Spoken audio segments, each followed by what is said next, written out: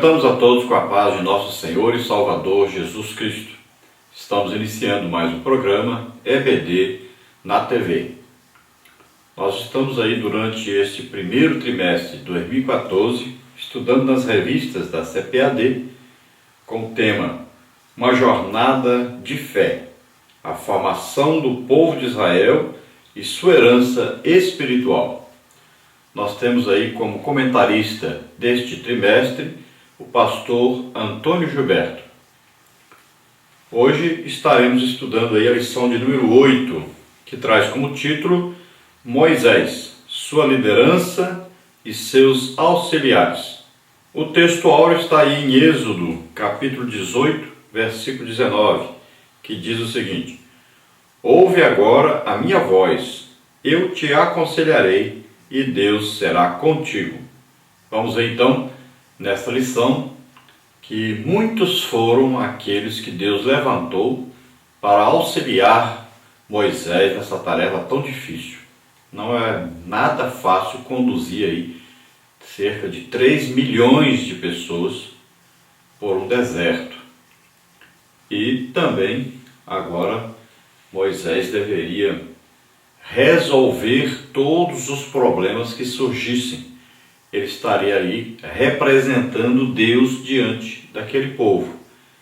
O povo vinha a ele e ele ia a Deus perguntar o que deveria responder ao povo, como solucionar cada problema que ocorria ali. Então, se houvesse ali uma briga entre vizinhos, se houvesse ali um adultério, se houvesse uma morte, então se houvesse uma separação de casais, tudo isso vinha a Moisés para que ele resolvesse isso de acordo com a palavra que Deus havia lhe dado, de acordo com os mandamentos que ele recebera diretamente de Deus. Então, ele era ali um juiz, além de ser um profeta, além de ser um vidente, porque ele tinha que sempre consultar a Deus para responder ao povo. Então não era nada fácil a tarefa, era um trabalho muito pesado e que cada dia se tornava mais pesado ainda. E nós vamos ver que Deus levantou então muitas pessoas para ajudar. Sabemos que Moisés era casado com Zípora. É claro que uma esposa tem que ser sempre uma esposa ajudadora, né? Ela foi formada exatamente para isso. Então, Zípora cuidava ali dos filhos de Moisés e cremos que ela foi também quem esteve do lado de Moisés nas suas crises que não poderiam ser transmitidas às pessoas. Ninguém poderia saber que Moisés passava por alguma crise. Todos tinham Moisés como representante de Deus e não conheciam Moisés na sua intimidade. Então, cremos que Zípora aí foi responsável por ajudar muitas vezes a Moisés. Temos aí também a irmã de Moisés, Miriam, o irmão Arão. Temos aí Jetro, o sogro de Moisés, o pai de Zípora. Temos aí Ur, né? E temos aí os anciãos que foram escolhidos para ajudar essa tarefa de Moisés. E quem deu o conselho para Moisés, quem Deus usou para chegar a Moisés e aconselhá-lo, foi o seu sogro Jetro.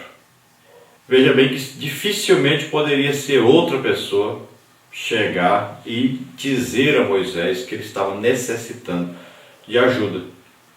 Se fosse Arão, poderia então Moisés pensar que Arão estava querendo tirar a autoridade, dividir a autoridade de Moisés. Se fosse Miriam, do mesmo jeito.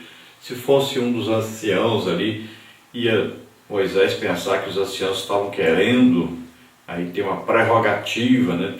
Ter uma autoridade sobre ele. Então, ficaria muito difícil alguém chegar e poder dizer para Moisés, dar um conselho desses para Moisés de arranjar auxiliares. Então, seu sogro, como não fazia parte do povo israelita, como vivia separado deles, na terra de Midian, e como seu sogro tinha autoridade sobre Moisés, então Deus usou o sogro de Moisés. que é conhecido aqui na Bíblia como Jetro ou Reuel. Moisés precisava de ajuda porque não dava mais conta. O povo tinha que ficar o dia inteiro na fila esperando para falar com Moisés. E Moisés tinha que resolver então cada problema que surgisse. Então o sogro, quando visitou, quando levou sua esposa, seus filhos a Moisés, e ele observou isso, vendo o trabalho de Moisés, e viu que Moisés não teria tempo nem de conversar com seus filhos, de ter um tempo com a sua esposa, que não teria tempo de descanso. Então ele viu que ele precisava de ajuda. E ele, analisando ali, Deus deu a sabedoria a Jetro para transmitir a Moisés que ele deveria arrumar anciãos do povo, que eram pessoas idôneas, pessoas que, aprendendo de Moisés a lei, poderiam transmitir ao povo, e pessoas que ficariam estudando ali próximos a Moisés como ele respondia às questões, como ele resolvia as questões, e as questões que Moisés ia resolvendo, eles já aprendiam que na próxima vez que alguém chegasse com a mesma questão, eles já tinham a resposta, tinham como resolver aquilo. Então eles foram ali aprendendo com Moisés e foram resolvendo os casos. Então foram divididos aí, pessoas que poderiam ser então anciãos que ficariam à frente do povo em geral, com a responsável por tribo, por exemplo. Depois, pessoas que ficariam responsáveis por menos um pouco de pessoas, depois com menos, até chegar pessoas que seriam responsáveis por 10 pessoas. Então esses auxiliares ajudariam a tarefa de Moisés. Então dali para frente, quais as questões que Moisés resolveria? Somente as questões que os anciãos não conseguissem resolver. Então, questões que ficariam difíceis de resolver devido ainda não haverem sido resolvidas, e questões que o povo talvez não aceitasse que algum ancião resolvesse, principalmente as coisas íntimas, coisas que eram segredo e que só Moisés poderia resolver. Então chegava agora menos coisa, Moisés tinha mais tempo para a sua família, mais tempo para estar em comunhão com Deus, orando, mais tempo para poder também ter uma refeição normal, descansar normalmente. Então era importantíssimo que Moisés delegasse tarefa, delegasse poder às outras pessoas. E ele então fez isso, aceitando esse conselho. A verdade prática diz assim: para cuidar da sua obra, Deus chama quem Ele quer, e pelo seu Espírito capacita essas pessoas para a sua santa missão. Então, para fazer a obra de Deus, o chamado vem de Deus. Esse chamado não é um chamado porque a pessoa tem muitos diplomas, ou essa pessoa tem muito dinheiro, ou essa pessoa é filho de fulano de tal. Não, o chamado é de Deus. Por quê? Deus conhece os corações, conhece o interior. Deus conhece a pessoa que se coloca à sua disposição para fazer a sua obra. Então Ele vai chamando, e a pessoa que quer fazer a obra de Deus vai aceitando esse chamado, ou não aceitando, né?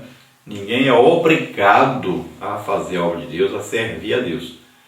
Então Deus chama, e nós devemos estar com os ouvidos espirituais para ouvir esse chamado.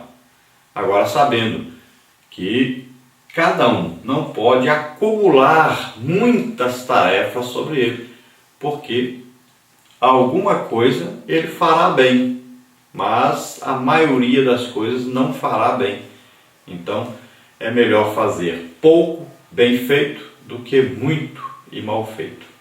Se nós olharmos aí para os apóstolos, eles chegaram à conclusão de que servir às mesas atrapalharia o seu ministério de ensino da palavra de Deus.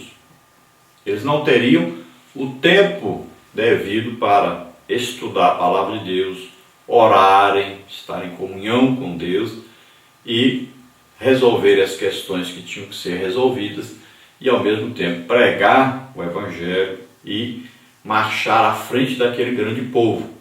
Então o que eles fizeram? Deixaram que o povo escolhesse ali 7 diáconos para servir as mesas. Então isso é delegar tarefas, é colocar gente para ajudar. Então eles disseram, olha, nós não podemos deixar a oração e o estudo da palavra de Deus para fazermos as coisas que são menos importantes. Então cuidar da comida é menos importante do que cuidar da comunhão com Deus e do estudo da palavra de Deus.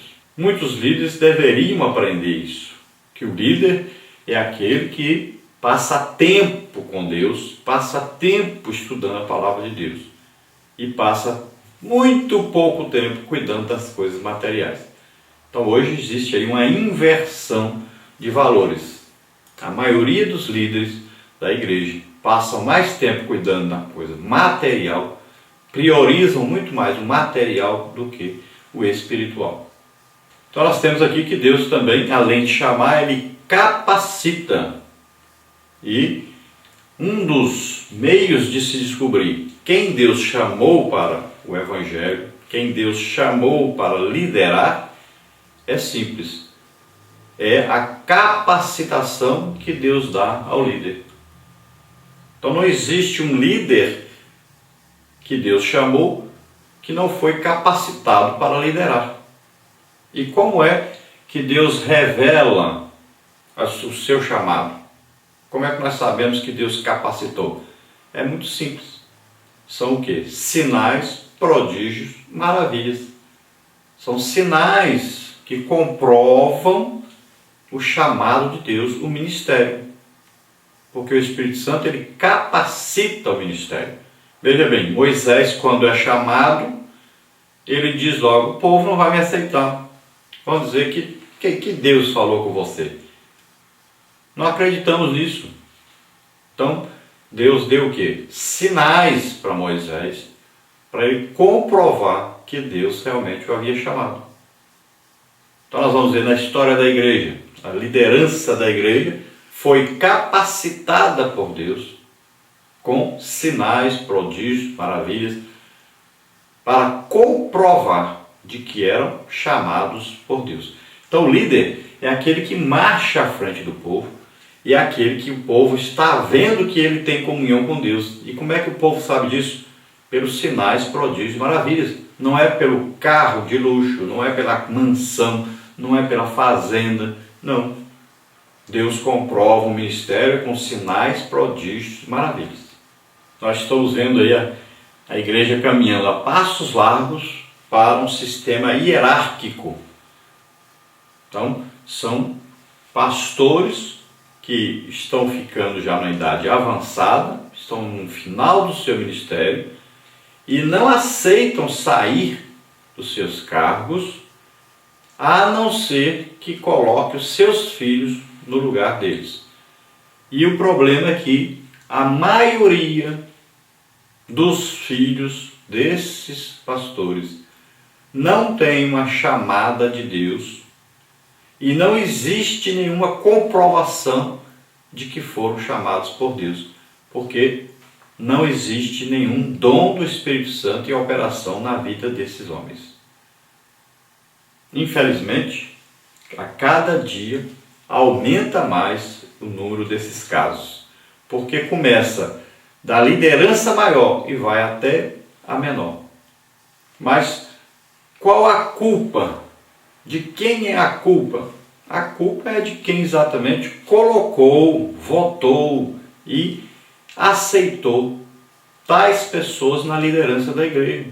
Pessoas que não tinham a comprovação espiritual do seu ministério. Pessoas que Deus não usava em dons do Espírito Santo como comprovação dos seus ministérios.